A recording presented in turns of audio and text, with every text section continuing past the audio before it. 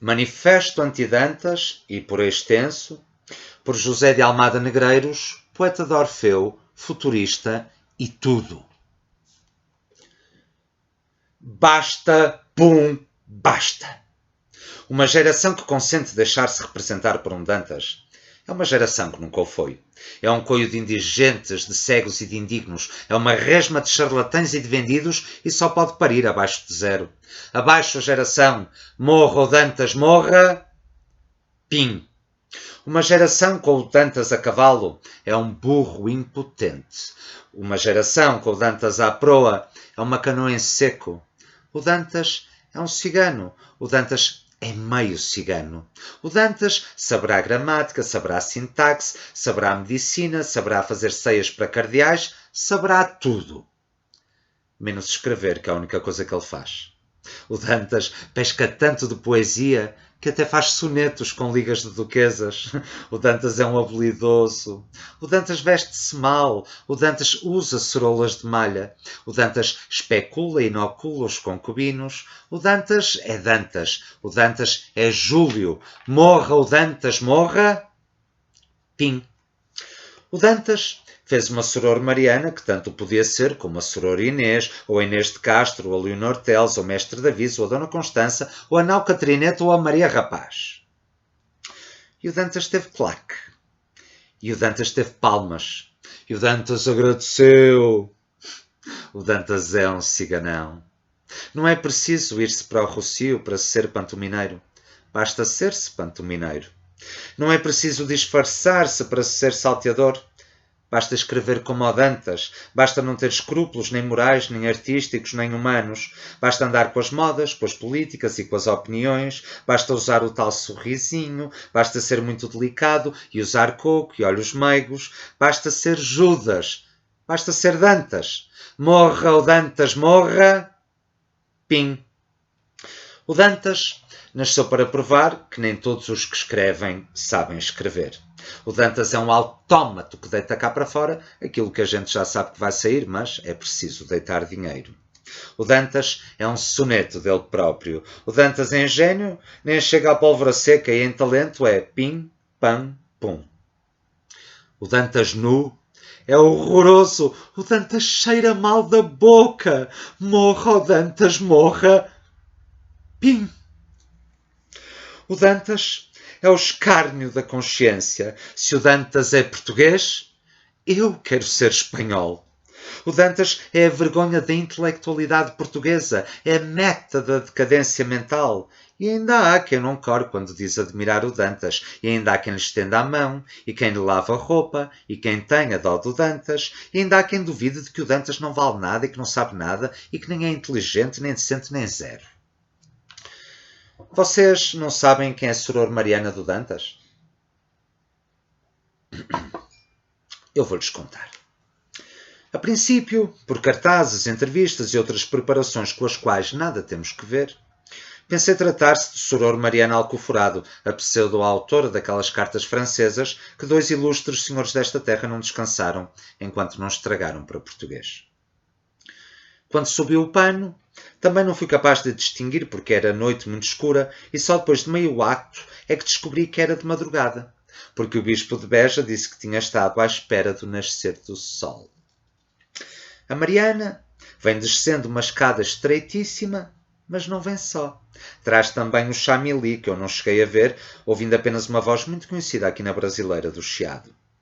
Pouco depois é que o bispo de Beja me disse que ele trazia calções vermelhos.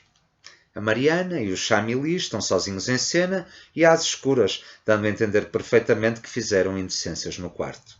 Depois, o chamili, completamente satisfeito, despede-se e salta pela janela com grande mágoa da freira lacrimosa. E ainda hoje, os turistas têm a ocasião de observar as grades arrombadas da janela do quinto andar do convento da Conceição de Beja, na Rua do Touro, por onde se diz que fugiu o célebre capitão de cavalos em Paris e dentista em Lisboa. A Mariana, que é histérica, começa a chorar desatinadamente nos braços da sua confidente e excelente pau de cabeleira, soror Inês. Vêm descendo pela dita mas estreitíssima escada várias Marianas, todas iguais e de candeias acesas, menos uma que usa óculos e bengala e anda toda curvada para a frente, o que quer dizer que é a abadesa. E seria até uma excelente personificação das bruxas de Goia, se quando falasse não tivesse aquela voz tão fresca e maviosa da tia Felicidade, da vizinha do lado. E reparando nos dois vultos, interroga espaçadamente, com cadência, austeridade, imensa falta de corda. Quem está aí? E de candeias apagadas? Foi o vento, dizem as pobres inocentes varadas de terror. E a abadesa, que só é velha nos óculos, na bengala e em andar curvada para a frente, manda tocar a sineta, que é um dó da alma ouvi-la assim tão debilitada. Vão todas para o coro!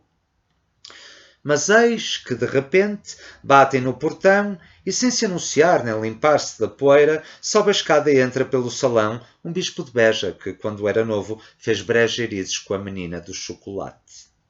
Agora, completamente emendado, revela a abadesa que sabe por cartas que há homens que vão às mulheres do convento e que ainda há pouco viram de cavalos a saltar pela janela.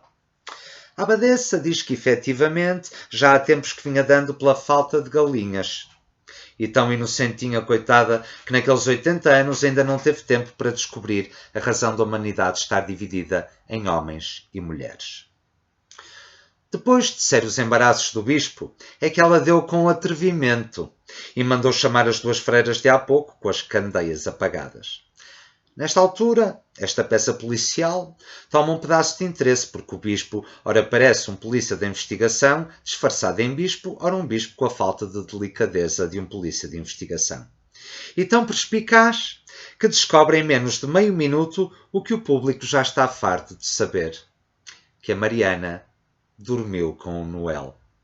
O pior é que a Mariana foi à serra com as indiscrições do bispo e desata a berrar, como quem se estava marimbando para tudo aquilo. Esteve mesmo muito perto de se estrear com um par de murros na coroa do bispo, no que se mostrou de um atrevimento, de uma insolência, de uma decisão refilona que excedeu todas as expectativas.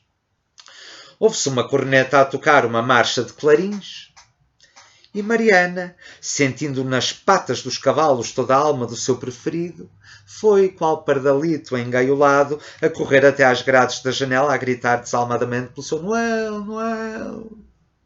Grita, assobia, rodopia e pia e rasga-se e magoa-se e cai de costas com um acidente que já previamente tinha avisado o público e o pano também cai e o espectador também cai da paciência abaixo e desata numa dessas pateadas tão enormes e tão monumentais que todos os jornais de Lisboa do dia seguinte foram unânimes naquele êxito teatral do Dantas.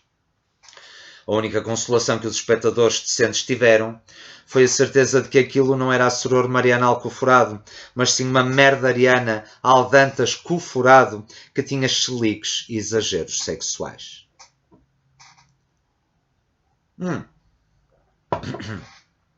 Continua o Sr. Dantas a escrever assim, que há de ganhar muito com o Alcoforado, e há de ver que ainda apanha uma estátua de prata por um ourives do Porto e uma exposição das maquetas para o seu monumento ereto por subscrição nacional do século a favor dos feridos da guerra.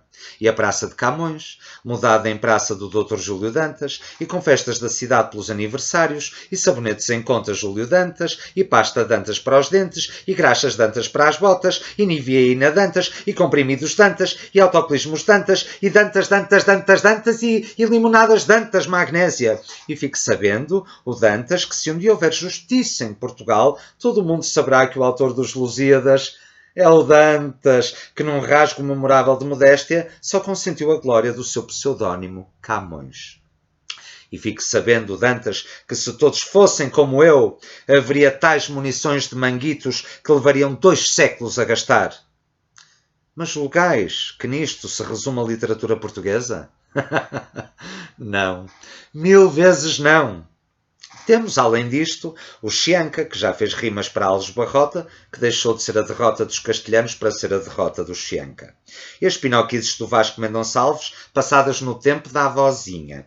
E as infelicidades de Derramada Curto. E o talento insólito de Urbano Rodrigues. E as gaitadas do Bruno. E as traduções só para homem do ilustríssimo, excelentíssimo Sr. Melo Barreto.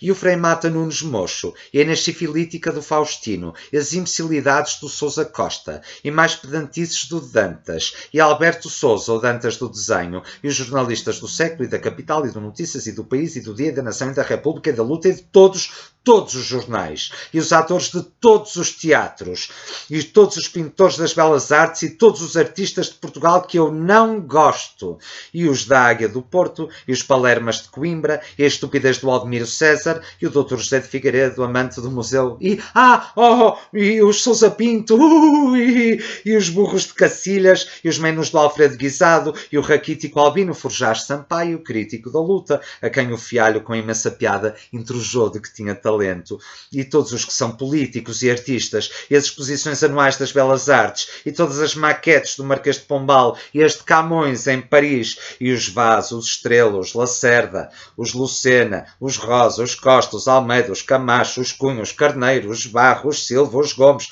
os velhos, os idiotas, os arranjistas, os impotentes, os acelerados, os vendidos, os imbecis, os párias, os ascetas, os Lopes, os Peixoto, os Mota, os Godinho, os Teixeira, os Câmara, os diabo que os leve, os Constantino, os Tertuliano, os Grave, os Mantua, os Bahia, os Mendonça, os Brazão, os Matos, os Alves, os Albuquerques, os Sousas e todos os Dantas que houver por aí.